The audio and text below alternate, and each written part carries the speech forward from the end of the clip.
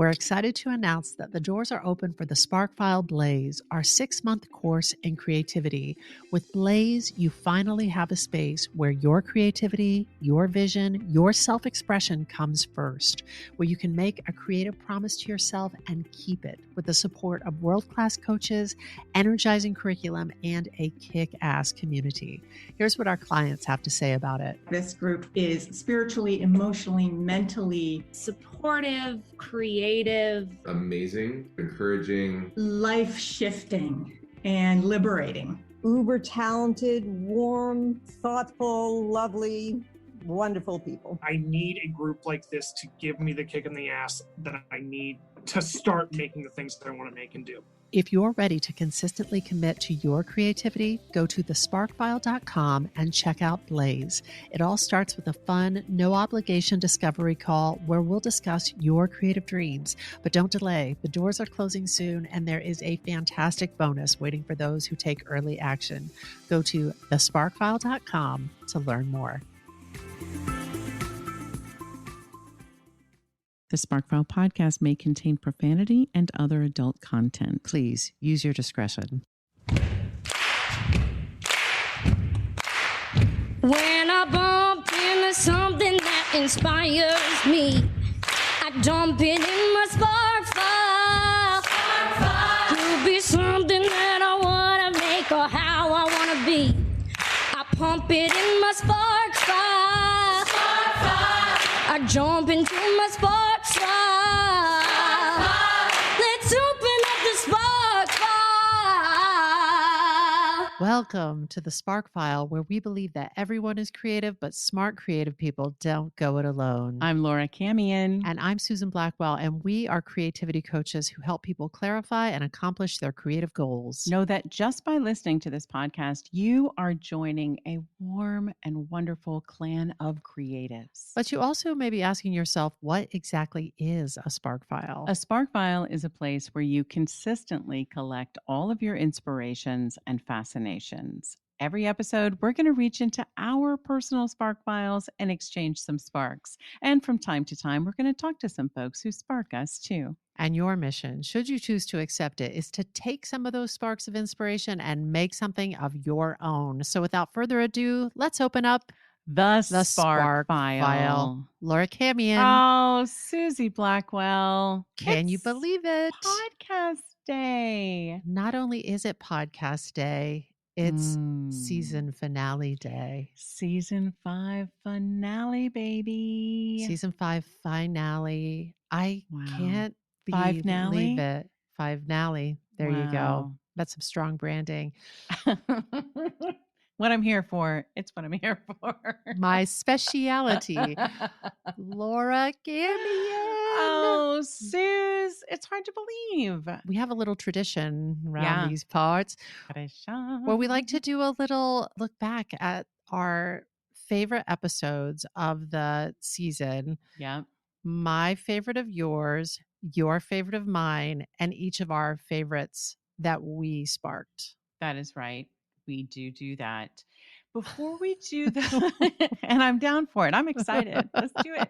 But also, I want to celebrate some risks we took for this season. We took some risks. We made some changes. We did. And it's in our nature to celebrate those things because we know it can be hard to do. It can be scary to do.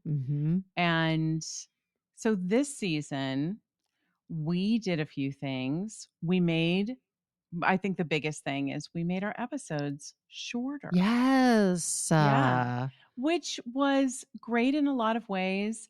I would say satisfactory in some. There were times when in the longer form where we could really, really explore a topic. Well, listen, here's the truth of the matter. Before we hit record and after we hit stop, Laura and I are still talking. And if you did record it, it would be the length of our historic episodes. So, hey, now we can do that as exclusive content where we keep talking for another hour. But you know what? That's the nature of it because we spark each other and then we're like, hey, you know what else? And we get excited about these topics. But we've made them shorter. We made them more commute friendly. They're 20 to 30 minutes. And then another thing that we did this season that I'm really proud of, we have Tim Bozzi to thank for this and James Compton. We added transcripts to these episodes onto our website. Yeah, we've wanted to do that from the beginning when the great Angela Johnson, who is an accessibility expert, met with us right here on the Sparkfile podcast. And we were exploring ways that we could make the podcast accessible. And I'm so excited that because of our rock steady podcast team, we have been able to do that. I love that. Yeah, I'm really proud of that. I'm very happy. And they all live on like an individual page on our website. Each episode has its own little page with, further resources and blurbs and the transcript. Yieldy transcript. Yay! Anything else about experiments, or can we dive into little? We can. I just wanted to celebrate those. I'm in need of like some celebration of all the good things that we're doing, that other people are doing. I appreciate that, and to take a moment to celebrate that, like with the transcripts. It took us to season 5 to be able to have the resources to get that done. And that's advancement, baby. I think it's important just to note these two, like recovering, people-pleasing perfectionists, allowed ourselves to keep moving forward like throughout this whole process without the perfection of it being every single thing we envisioned it being, and we're just going step by step. So yes, B+ work out the door. Work out the door. I was having a conversation today about B+ work out the door, which is a phrase that we have mutated from Cara Lowenthal, who is a really, really great coach specializing in thought work. And she went to Ivy League school, so she says A- work out the door. We say B+. We went to state school. That's right. But I saw this great clip of Liz Gilbert on a podcast, the great Liz Gilbert, who wrote Big Magic and Eat, Pray, Love. And she was talking about how people who get things done, it's not just that sort of B+ work out the door, or A- if you're Cara Lowenthal. It's also self-forgiveness. Yes. Self-forgiveness and being like, this is good enough. And it's this is not a strong recommendation to listen to this podcast.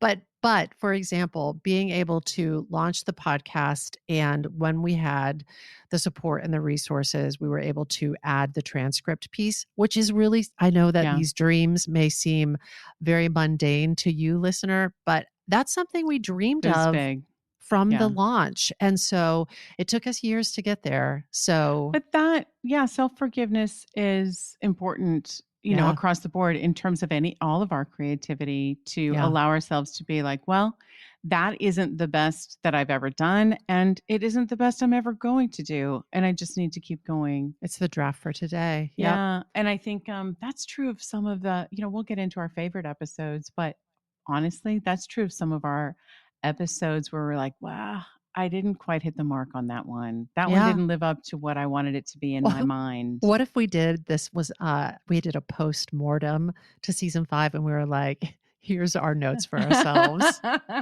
Okay, let's do that season 6. Maybe. Notes to self. Maybe not.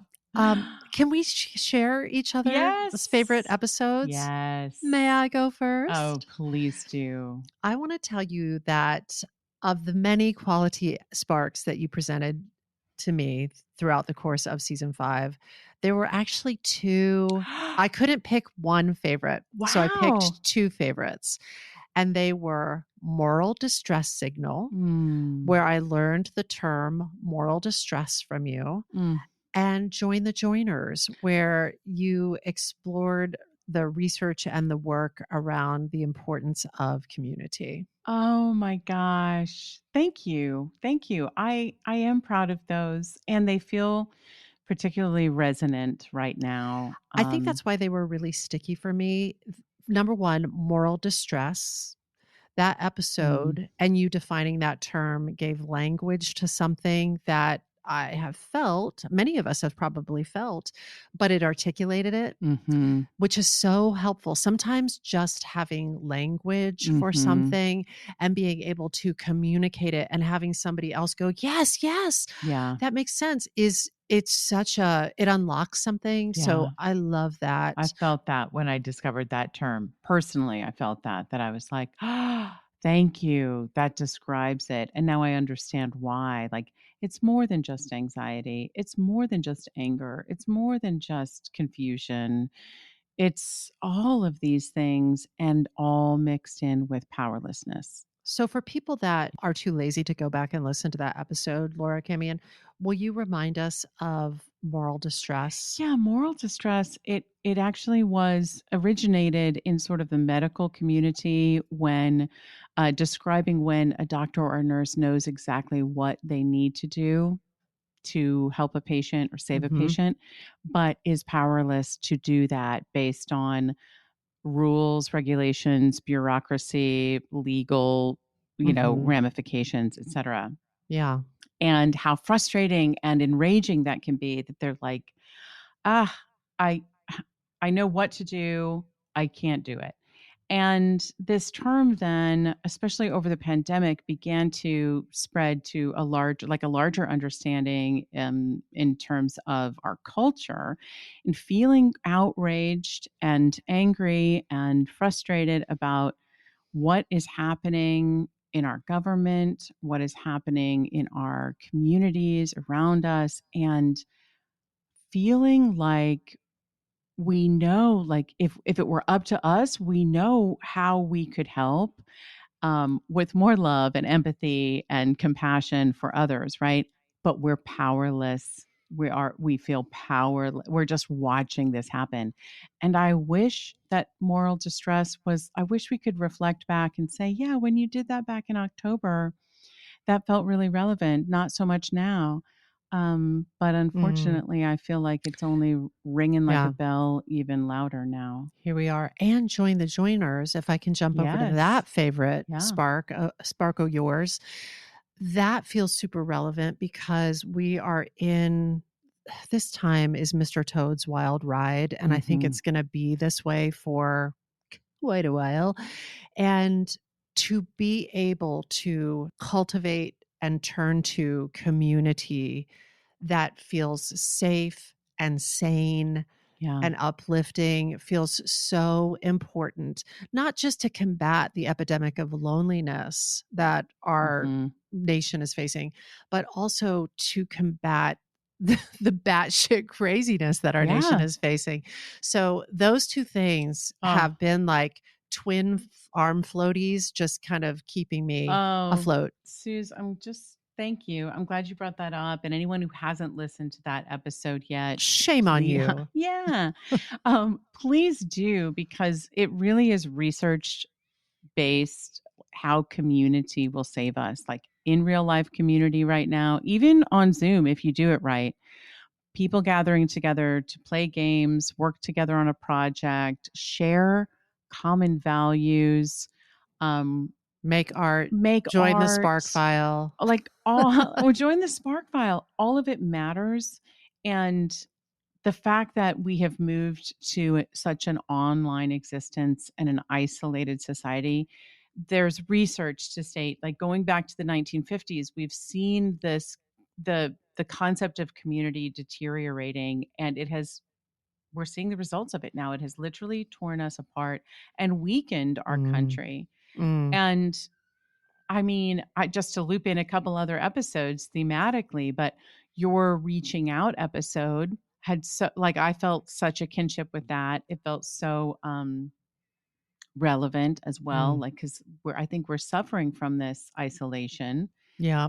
And even the most recent Blue Man Group episode, Blue Man Group was talking about urban isolation, not talking about it, but performing about it back in the 1990s, before the internet, before these social medias even, continued to drive a wedge between human beings and our authentic connection with each other. So it seems so interesting when I look at this season in particular. There's like a little thread that has woven among so many of our episodes. And on that note, Suze, if you don't mind, can I switch over to my favorite episode of yours? What? For me? Yes. I feel like, well, you had a string of episodes where I think I teased you because I loved it, like where you were sort of crowd sourcing your sparks, and I loved it. But the first one that you did on it, it was not just the crowdsourcing that I loved, but another one of the themes that wove its way through this season was grief. And our old friend Grief. Our friend Grief. And we had an episode about grief, losing my dad, followed by the gift of the episode, learnings from Gavin Creel. Oh, thanks, Laura.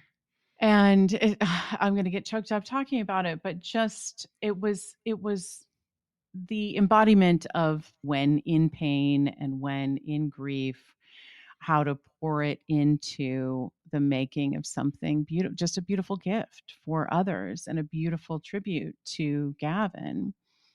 And you did that by reaching out to people, connecting to other people, gathering stories from so many people, adding your own stories, just really amplifying the light, like not just shining the light on Gavin Creel, but doing it inside, like holding a mirror to his light so that it would be amplified to the world. And I was so moved by that episode, Suze. Thank you, Laura Camion. Beautifully done. Thank you. And thanks to all the people who contributed to that episode. Absolutely. It was such a gift. Speaking of crowdsourcing my sparks, thanks to all the people who contributed to my sparks throughout this season.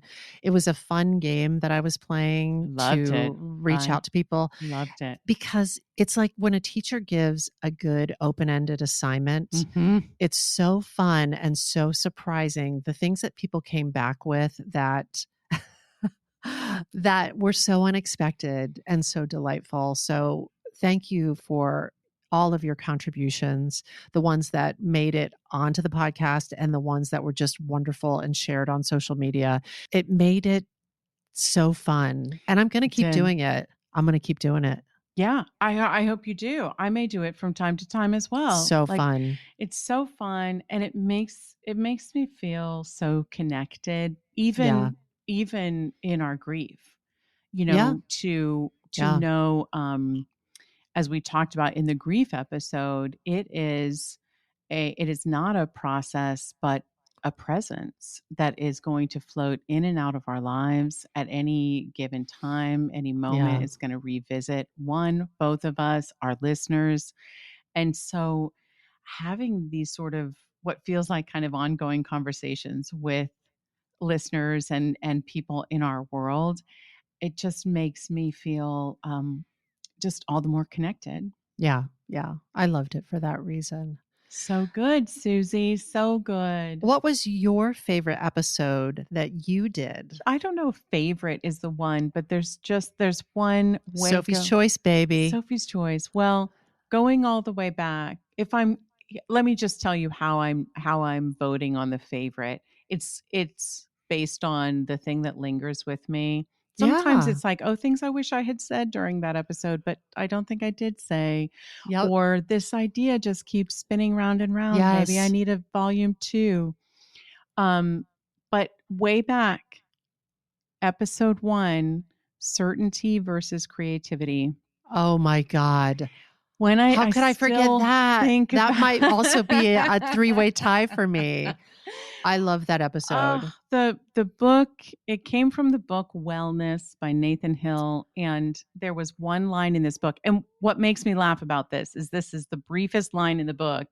The book is about, 2,000 pages long. It is a beast. It's a great book. I loved it, but it is massive. But there is one line in there after wondering for quite some time in this book, I'm like, how's he going to weave all this together? This is crazy. I mean, it's all fascinating, but this is crazy. And it all comes together for me personally in a line where he says, you can choose to be certain or you can choose to be alive.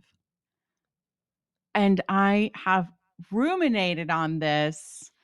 I have ruminated on this so much, Susan. I see it every day. It's in the random little, like you'll overhear someone at a restaurant and being like, oh, I think I might want to try the chicken, but I don't know if I'll like it. Like, well, there's only one way to know. Oh, you've got to try it. Yeah, Order the chicken. Be Yeah. alive. But that's like that's the silliest example. Way more important are the examples like, I want to love this person, but I don't know if they'll love me back. I want to make this thing, but I don't know if it's going to be good. And friends, the temptation to move towards certainty / safety is only going to keep us exactly where we are. I think we have to choose to be alive. And I love that. So many of us right now, like think about how uncertain everything feels right now. Yeah. For those of us who are choosing to keep our eyes open and be alive. That was a goodie, Laura. Thank you, Suze. I liked it. What about you? Well, I loved What Would Gavin Do? Like that was, that to me felt like an art project where I was collaging together. So that was a special one to me. But since we already talked about that, I would probably say my menopause and creativity episode. Ooh, yeah. Because it's so important to me right now. And I think based on the response that I received from listeners, it sounds like I am not alone. Yes, and I appreciated agreed. The feeling that I am not alone. So thank you to everybody who reached out. And I have continued to think more. I think I'm going to create curriculum around this because I think that for a certain type of person and for the people who love those persons, I think it's really relevant how our menopause and our creativity relate to one another. And I'm just fascinated by it. Yeah. I'm really fucking fascinated by it. Suze, me too. And one of the things I really loved about what you did in that episode is that you made it so real and relevant to people, even people who are not at any risk of ever going through menopause themselves, but know people, love people who are going to go through menopause.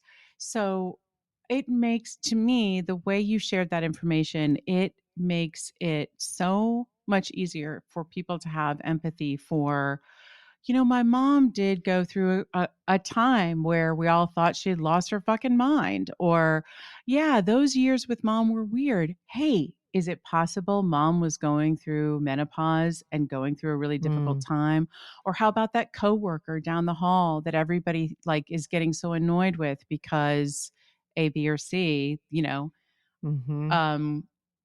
is it possible that person is struggling through menopause? Might we be able to have a little more empathy, a little more compassion, a little more understanding about what women throughout history have gone through with little to no support from the medical community? Yeah. And I also love the idea of if you are somebody who is entering into this or you're in the thick of it, you're experiencing it, the awareness that you are still capable of vibrant work. Absolutely. That work may change from what it looked like and what you were excited about making, 5 years ago, 10 years ago, 20 years ago. So granting ourselves the grace and the flexibility to let that shift happen.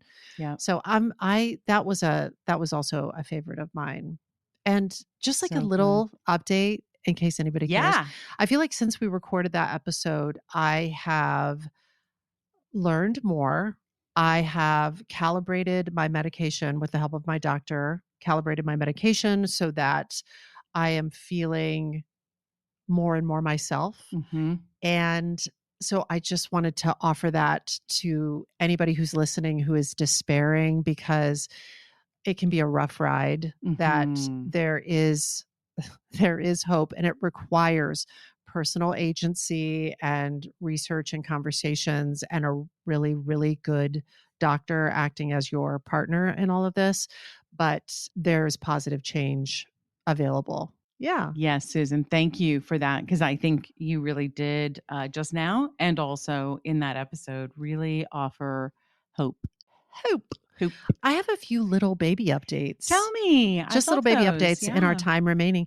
So this is so fucking specific, but I have discovered a paint, and it is such a great paint that I feel like this is The world must know about it. The world must know. I bought this myself. This is not an ad. This is not a paid endorsement. I discovered a paint. It is manufactured and shipped from the United Kingdom. So it was a little bit of an investment. Yeah. I thought about it for about a year before I pulled the trigger and made the purchase. Shoot. And I have to tell you, this paint has brought me so much delight using it, working with it. It is wonderful. The name of the company that makes this paint is Goldfarben. And this is paint that is made for use on memorials, like gravestones. It is made to be used outdoors in harsh weather conditions, which is to say, it's incredibly durable. Wow. But the story behind it is so interesting. The first thing that I was aware of, though they have a full color line, was a paint called Craig's Gold. And it looks like gold leaf. It looks like real gold on the letters on a memorial stone. Yeah. And here's the story behind it, which I think is what a spark to make paint. Goldfarben Limited founder Grant Penfield's younger brother Craig tragically passed away in 2017. In conversation with Craig's memorial mason, Grant realized the need for a bespoke gold paint that would look as good as gold leaf and withstand years of weathering without losing its brilliance. Several years of development and testing ensued as Grant endeavored to create a legacy for his sibling. The result, Craig's Gold Leaf. So that's the spark of how this paint came to be developed and made and distributed, which I thought was a beautiful spark. It's incredible. And the paint, top notch. It is top tier. It is what so are you good, making Laura. With it? Purses, shoes, frames, you name it. And I'm telling you, I don't know how to recommend this highly enough. It is such high quality paint. It's durable. It's flexible. The finish is unbelievable. And it's an investment, but it's one that I'm so happy that I made. Oh, this is good to know. I cannot wait to see some of the things that you've painted. And again, not a paid promotion. They don't know that I'm saying these words right now. Not yet, anyway. I love the spark. I'm so thankful to Goldfarben for creating this paint. I love it so much. So I just wanted to shout them out. So good. Thank you for that. I also wanted to shout out, this is a spark that you did years ago. And just this morning, I finished the book, Lincoln in the Bardo by George Saunders. Wow. So that is a spark with a long fuse, Laura Camion. That book rocked my socks. And I wanted to thank you for that spark. You're welcome. I especially want to recommend the audio book. The book is narrated by Ron Swanson himself, Nick Offerman, yes, David Sedaris, and a cast of 165 people. You know, I might need to listen to it. If you're hungry for a delicious, sparky treat, listen to the audiobook of Lincoln in the Bardo. And I want to warn you, and I want to warn anyone listening to this. The first chapters are challenging in audiobook form. You're not sure who the character is who's speaking. Yeah. You're not sure. There's a lot of what I first perceived as interruptions where they cite the sources of every single Yes. thing that is said. Yes. And I was just like, oh, this is going to be some hard going. Susan, it's hard in the book as well, where you're just reading it, because it's not a source down at the bottom of the page. It's on the right page. there. Yeah. And you're like, oh, I can't get going. Yeah. This is what I did, and I offer this to anybody who's interested in listening to this incredible audiobook. I listened to the first chapter. I listened to the second chapter. I was like, ooh, this is rough. I Googled George Saunders. There's a YouTube video where George Saunders helps you to understand how to read or listen to his book. And then I listened to that. I went back to the beginning and I was like, piece of cake. Wow. Yeah. That's awesome. Another smarter person might just listen to the first chapter, stay focused, go back and start again and keep going. Well, what was the advice he gave in terms of like, here's how to listen to it? He acknowledges how many people have come up to him and said, yeah, I tried to start your book and I couldn't. Yeah. And he was like, so let me tell you how to get into this book. So he lets you know that the first passages, you're not sure, is this Lincoln who's talking? Yep. Is this a different character who's talking? What so is he just gives you a few clues and tips. Okay.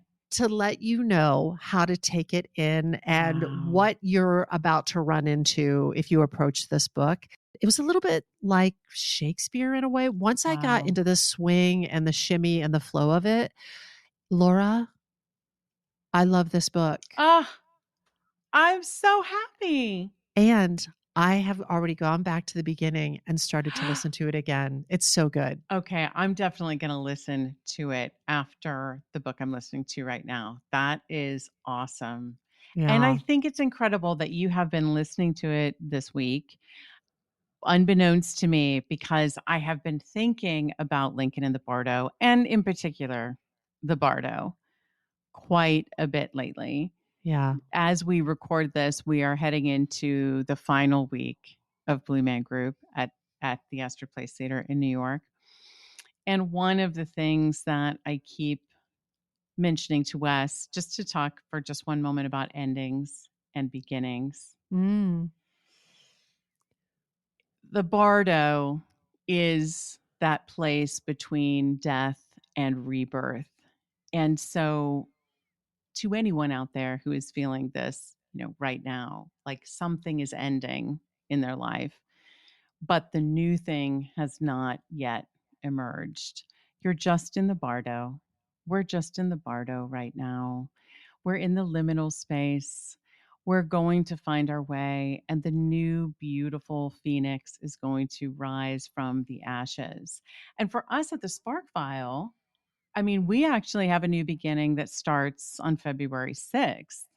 Our next cohort of Blaze. We sure do. So if you're in the Bardo and you're like, I need help. How do I get out up. of the Bardo? Help me lift up and out and let me have my rebirth. Let me get a vision for my future that is positive, that is hopeful, that is energized. And creative. Blaze could help people. Listen, there's a lot of ways to do it. So I didn't mean to make that into a sales pitch. But while we're here, it is a sales pitch. Come and join us. I think this is going to air literally right before. But if you are listening to this around, in the first week of February at any point, give us. You want to slide call. under the closing door, just like Indiana Jones. Oh my God, yes. It is shaping up to be a remarkable group of creatives and humans, really warm, wonderful people who are making all different kinds of things. I got to say, Susan, and I'm just going to be like, I don't know. I don't want to. Can we take credit for it or not? I don't know. But somehow the most remarkable people always show up. Yeah. Always show up, because I hear us talking right before every cohort and we're like, how is this the most extraordinary group of people? And we felt that last time, It is like a magnet for really kind, really socially and emotionally intelligent, self-aware, talented, visionary, like people who have a vision for something that they want to create and just need some support in making it happen. And if you're listening to this right now and you're like, well, damn, ladies, that's not me. We disagree. It's you. It's you. It's you too. It's you too. That's the thing, because all the people that we like, what we just described, none of those people would describe themselves that way. Oh, no. No. You're right. But you're right. But because they're also fairly humble. Yeah. So you're right. You're right. It's extraordinary. But please come join us. Come join us. And if you want more information, go to thesparkfile.com, and there's links to the Blaze info page, and there's links you want to meet with us to talk about what you might work on in Blaze. Yep. Give us a holler. Give us a holler. And friends, whether or not Blaze is right for you right now, some other time, we have some really fun stuff in store for this year, for 2025. We have decided we are keeping our chins up. We're keeping our eyes on the prize. We're focusing on community. We're focusing on creativity, and we're leaning into the power of both of those things. And when you combine creativity and community, how like mind-blowingly powerful it can be. Yeah. What good we might do in the world this year. Yeah. So keep an eye out. Yeah. We've got things up our sleeves. So stick with us. And we promise you a season 6 that comes far sooner than season 5 did. Did we mention B+ work out the door? I think that's it. That's it. This season of the Spark File was made on the lands of the Lenape and the Mohican people. And as always, we hope that it put a bunch of sparks in your file. Listen to me carefully. If there's a spark you'd like us to explore, or if you'd like to learn more about how to coach with us to accomplish your big creative goals, you can email getcreative@thesparkfile.com, or you can reach us through our website, thesparkfile.com. We'll even happily take your feedback. But you know the price of admission. Friends, first you have to share a creative risk that you have taken recently. You can follow us on social @The Spark File, and be sure to subscribe, rate, and 5-star review this podcast. Believe us when we tell you, it really helps other listeners to find us. Also, if you like this podcast, we hope you'll share it with people that you love. And if you didn't like it, my God, here we are, 5 seasons deep, and you're just still sitting over there, just glowing like a hot ember of resentment. Make a change. My Lord. You can make a change. Get out of the bardo. That's right. Friends, if something lifts you up and gets your creative sparks flying, we are writing you a forever permission slip to make that thing that's been knocking at your door. It's your turn to take that spark and fan it into a flame. You know, you got to take it and make it. Bye, friends. When I bump into something that inspires me, I dump it in my spark file. Could be something that I want to make or how I want to be. I pump it in my spark file. I jump into my spark file. Let's open up the spark file.